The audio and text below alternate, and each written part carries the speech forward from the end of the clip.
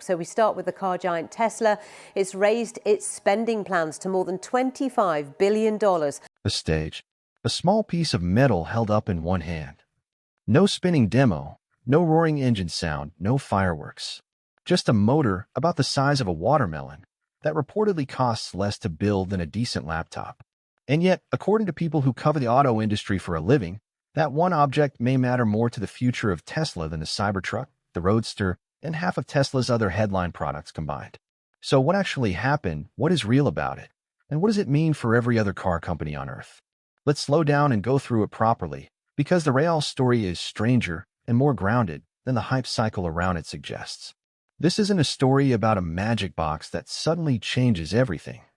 It's a story about a decade of small, unglamorous engineering decisions finally converging into something that's genuinely hard for anyone else to copy quickly. For most of the last decade, electric motor design has run into the same wall.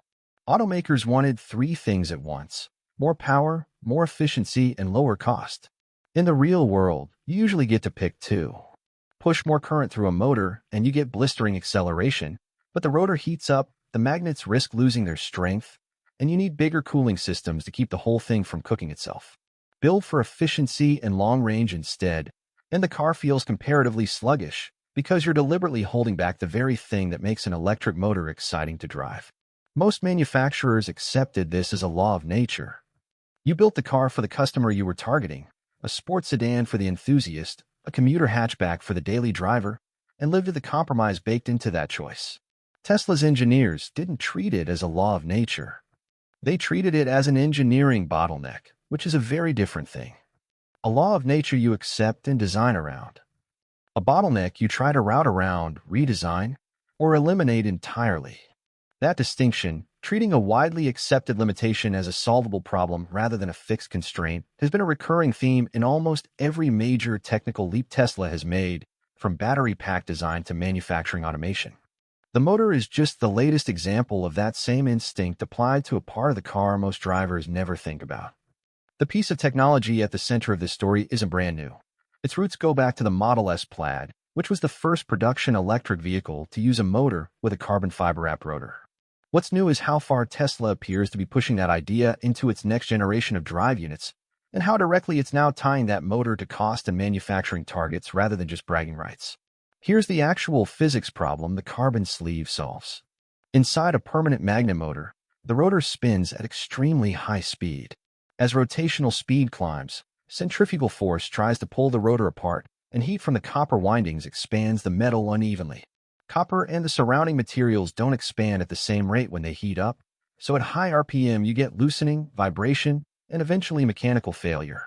That's the reason most road-going electric motors are capped well below the RPM ranges you'd see in aerospace or industrial equipment, where engineers can afford exotic materials and constant maintenance that a mass-market car simply can't. Wrapping the rotor in a tightly wound carbon fiber sleeve acts like a compression band.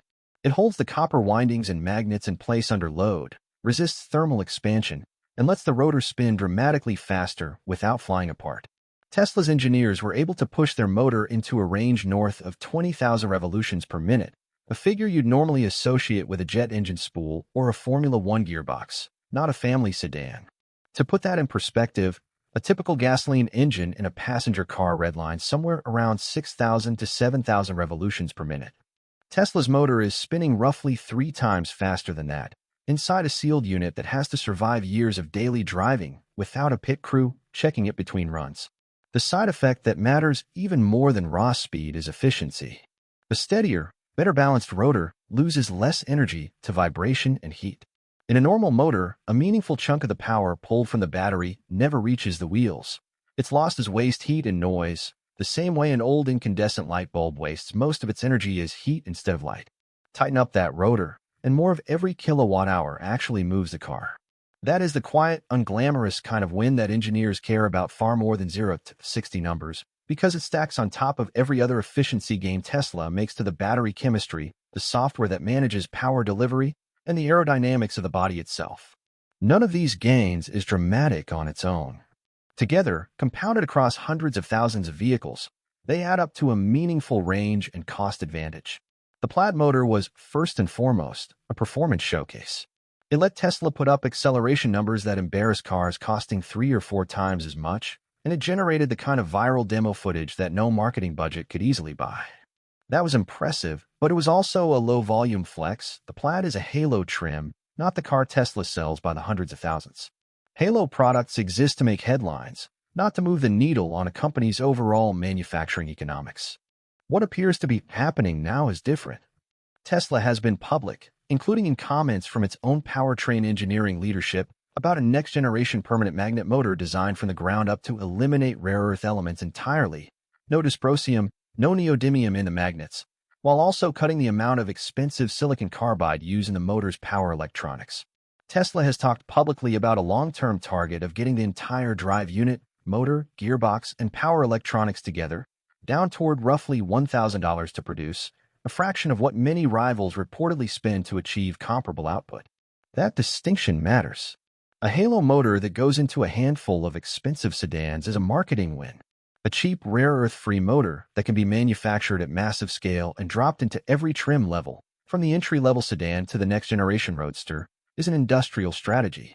It's the difference between winning a magazine cover and winning a decade of manufacturing economics. One gets you a great headline for a week. The other reshapes your cost structure for the next 10 years across every factory you operate. Permanent magnet motors get their strength from magnets built with rare earth elements, most commonly neodymium, sometimes with dysprosium added to hold magnetic strength at high temperatures. The mining and refining of these materials is concentrated overwhelmingly in China, which controls the vast majority of global processing capacity even when raw or comes from elsewhere. That processing bottleneck, more than the mining itself, is what gives one country so much leverage over a component that sits inside nearly every electric vehicle on the road today. That concentration has made rare earth supply one of the single biggest strategic vulnerabilities in the entire EV industry. Export restrictions, price spikes, or geopolitical friction with China can ripple straight through to every automaker that depends on rare earth magnets, which is nearly all of them. Some manufacturers have responded by signing long-term supply contracts, others by investing in rare earth mining and processing projects outside China, including several announced this year by companies trying to build alternative Western supply chains. Those efforts are real, but building new mining and refining capacity from scratch typically takes years, sometimes closer to a decade, before it can meaningfully offset dependence on existing Chinese supply chains. If Tesla can genuinely mass-produce a permanent magnet motor with zero rare earth content, at performance levels close to what it gets today, it sidesteps that entire vulnerability. It's not just a cost play, it's a supply chain insurance policy that most competitors don't have and can't quickly build, because switching magnet chemistry isn't a spreadsheet change. It requires redesigning the motor's electromagnetic geometry, retooling manufacturing lines, and revalidating performance and durability from scratch, often over multiple years of testing before a redesigned motor is trusted enough to go into a production vehicle sold to ordinary customers. Here's the part that gets skipped in a lot of the breathless coverage. Knowing how to build a carbon-wrapped, rare earth-free motor in a lab is not the same as knowing how to build 1 million of them a year without a meaningful defect rate. Plenty of impressive technologies have died quietly in the gap between it works on the bench and it works reliably on a production line running 3 shifts a day. Winding carbon fiber around a rotor at the tension and precision required is a genuinely difficult manufacturing process. A flaw in the winding, an inconsistency in tension, or contamination during the wrap can make an individual rotor unusable, and unlike a stamped metal panel, you often can't visually inspect your way to catching every defect before it becomes a warranty problem years down the road. Tesla built specialized winding machinery, developed originally through its Graumann engineering acquisition in Germany, specifically to industrialize this process rather than treat it as a boutique, hand-built technique reserved for expensive halo trims. That's the quiet advantage that's hard to copy. A competitor could, in theory, reverse engineer the physics of a carbon-wrapped rotor. Tearing down a Plaid motor and studying it isn't a secret. Plenty of engineering teams at rival automakers and suppliers have done exactly that over the past few years. What's much harder to reverse engineer is years of production line experience. The tooling, the process controls, the yield rate improvements that come from actually building hundreds of thousands of units and fixing the failures along the way.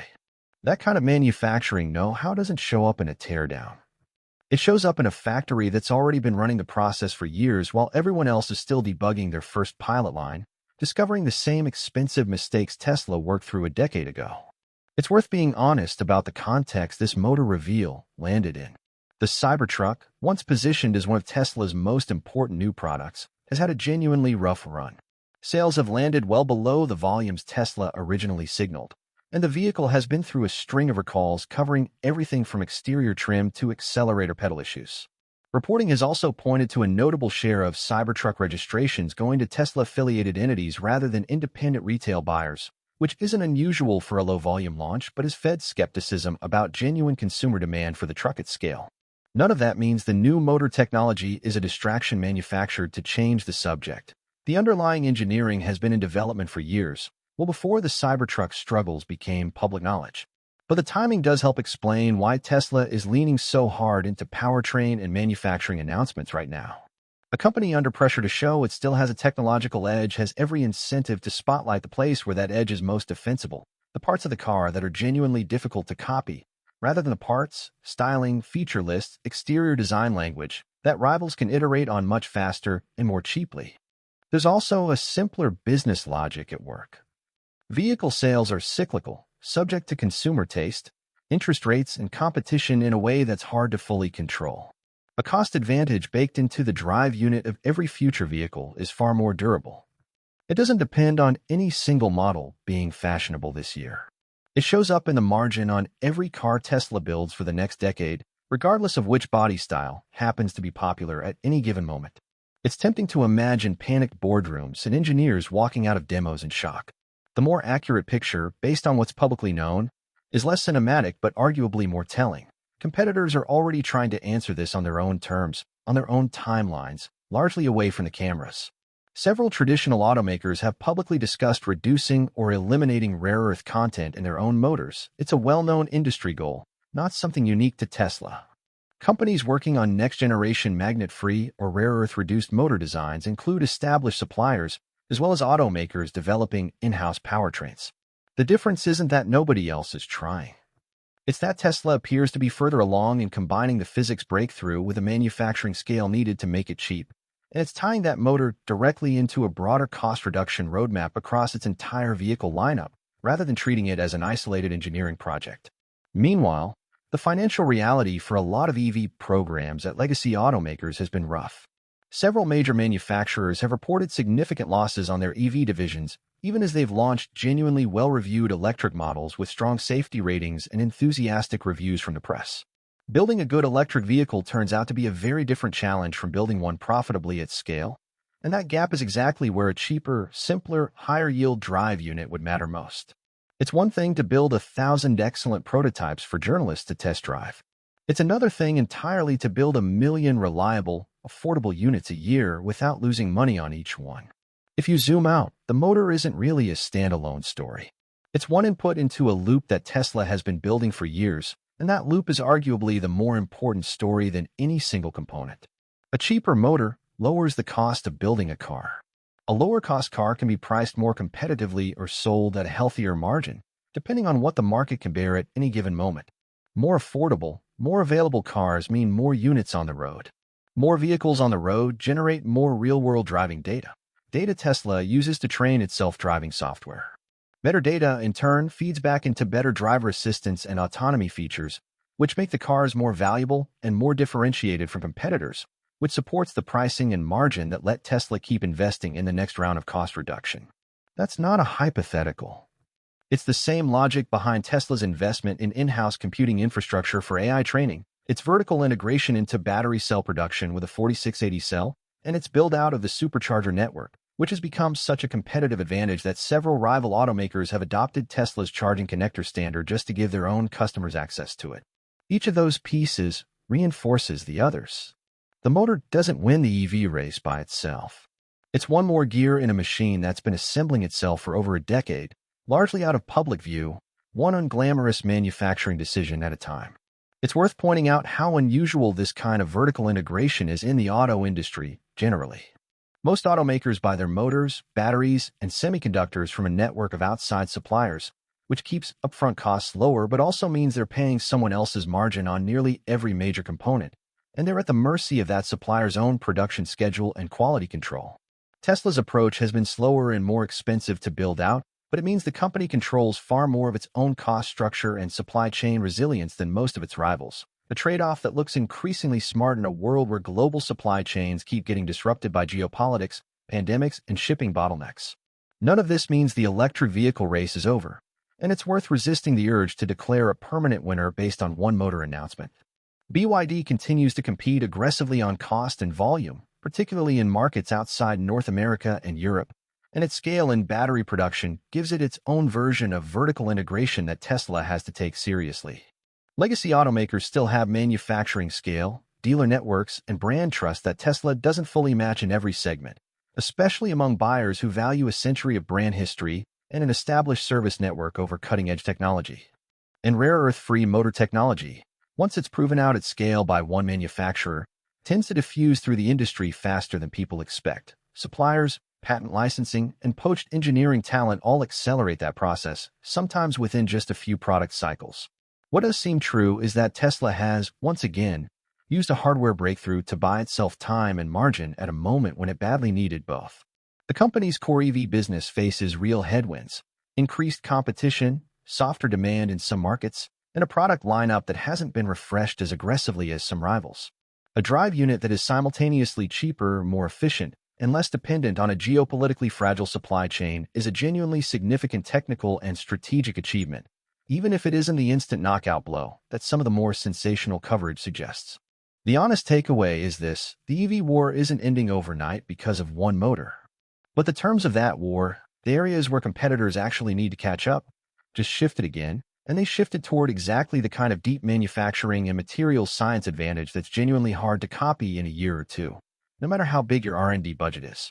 Money alone doesn't buy you a decade of production line lessons. It only buys you the chance to start learning them. If this pattern feels familiar, that's because it is. Skeptics have been predicting Tesla's technological ceiling for years, and each time, the company has responded not with a flashy new gimmick, but with a boring structural change to how it manufactures cars.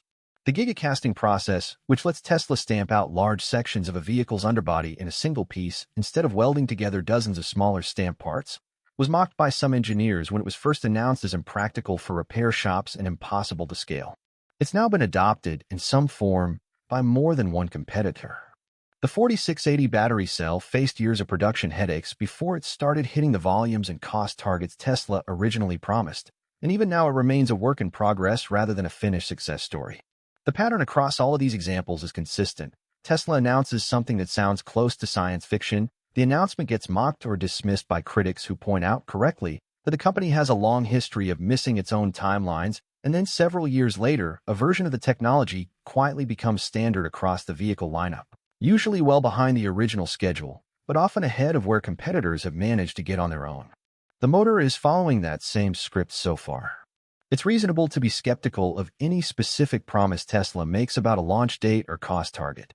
It's less reasonable to bet against the company's ability to eventually get there in some form, given how consistently that pattern has repeated itself. Step away from the corporate strategy for a moment and ask a simpler question: what does any of this actually mean for someone shopping for a car? If Tesla can genuinely cut drive unit costs the way it's describing, the most direct effect would show up in pricing at the lower end of the lineup, where margins are thinnest and competition from cheaper combustion vehicles and other EV brands is fiercest. A meaningfully cheaper motor doesn't just help Tesla's balance sheet, it changes what's possible at a given price point, potentially bringing a genuinely capable long-range EV within reach of buyers who've been priced out until now. There's also a secondary effect that's easy to overlook: reliability. Fewer cooling components, simpler power electronics, and a motor with fewer failure-prone parts should, in theory, mean fewer things to break over the life of the vehicle.